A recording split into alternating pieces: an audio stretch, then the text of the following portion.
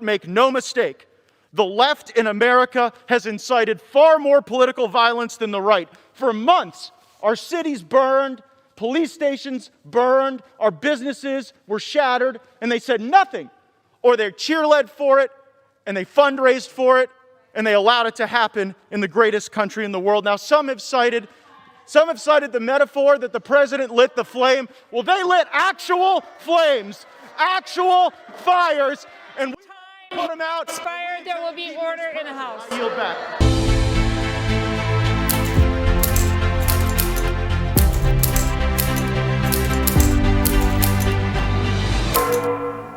19 minutes. 19 minutes. 4 years ago on Inauguration Day, January 20th, 2017, 19 minutes into President Trump's administration, at 12:19 p.m., the Washington Post headline was, "Campaign to impeach President Trump has begun." And now, with just 1 week left, they're still trying. In 7 days, there will be a peaceful transfer of power, just like there has been every other time in our country.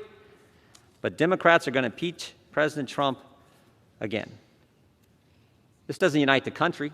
There's no way this helps the nation deal with the tragic and terrible events of last week that we all condemn. And Republicans have been consistent. We've condemned all the violence all the time. We condemned it last summer. We condemned it last week.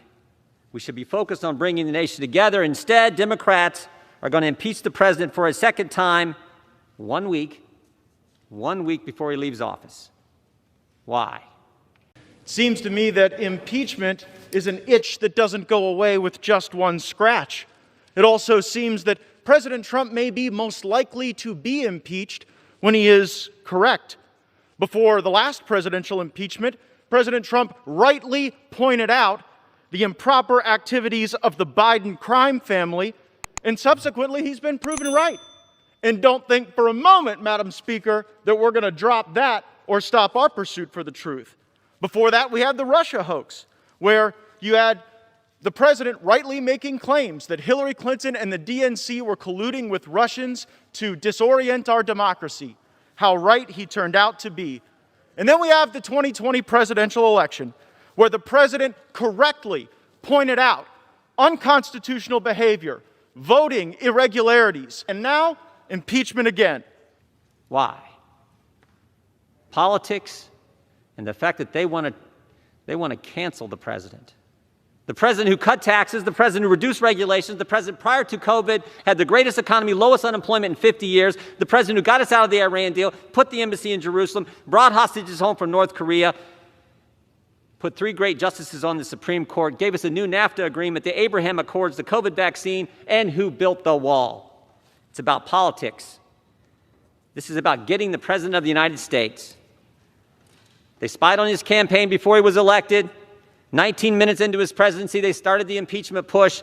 3-year Mueller investigation, 19 lawyers, 40 agents, 500 witnesses, 2,500 subpoenas, $40 million to find nothing. Impeachment round 1 based on an anonymous whistleblower with no firsthand knowledge who was biased against the president and who worked for Joe Biden. And now it's impeachment round 2. It's always been about getting the president no matter what. It's an obsession that is now broadened. It's not just about impeachment anymore, it's about canceling, as I've said. Canceling the president and anyone that disagrees with them. The Ayatollah can tweet, the president can't. Democrats can object on January 6, 2017, but Republicans aren't allowed to object on January 6, 2021. Democrats say Antifa is a myth. Republicans condemn all violence all the time. Breaching the Capitol was as low can be. We all denounce it. But who is it that they're kicking? The president, who created soaring highs for our economy, rising wages before the pandemic, 400 miles of wall to stop the caravans, who drew down troops in the Middle East and showed empathy for the forgotten men and women of our country. It's why so many people love him so much. And it's why they're kicking all of us. This president has faced unprecedented hatred and resistance from big media, big tech, and big egos, from congressional leaders on both sides of the aisle. Before the rioters tore through that glass, Speaker Pelosi stood at that rostrum and tore through the president's State of the Union speech, inciting anger, resentment, division. Some believe that truly these true colors are being shown now through this divisive partisan impeachment. The double standard has to stop. And frankly, the attack on the First Amendment has to stop. And stop and think about it. Do you have a functioning First Amendment when the cancel culture only allows one side to talk? When you can't even have a debate in this country, this great country, the greatest country ever? It needs to stop, because if it continues, it won't just be Republicans who get canceled. It won't just be the President of the United States.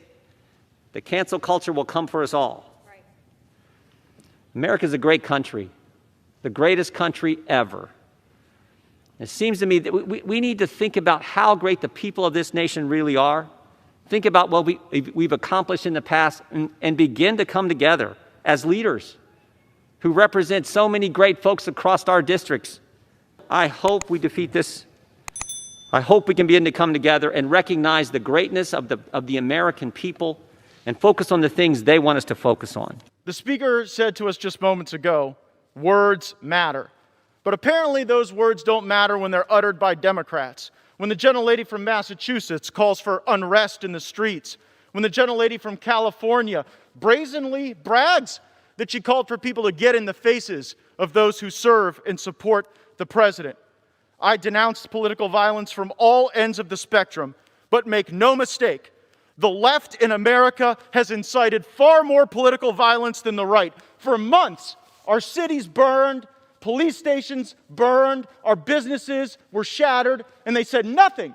Or they cheerled for it, and they fundraised for it, and they allowed it to happen in the greatest country in the world. Now, some have cited the metaphor that the president lit the flame. Well, they lit actual flames, actual fires, and we Time put them out. expired. There will be order in the House. I yield back. The gentleman from Ohio, do you wish to reserve your time? I join the bipartisan caucus condemning the violence that we saw at our Capitol, but the hypocrisy is just downright disorienting.